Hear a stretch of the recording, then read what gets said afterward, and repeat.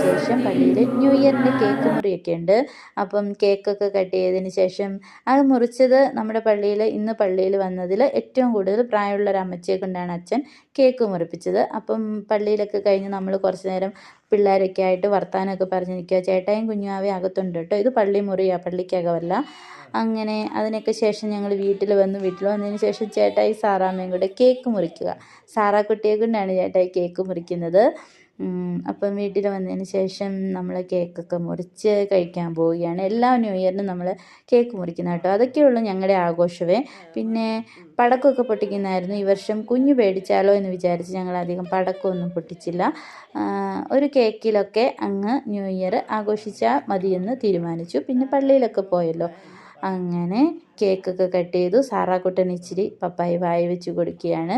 അപ്പം ഞങ്ങളുടെ new ഇയറിൻ്റെ main വിശേഷങ്ങളൊക്കെ ഇത്രയേ ഉള്ളൂ കേട്ടോ. ഇനിയും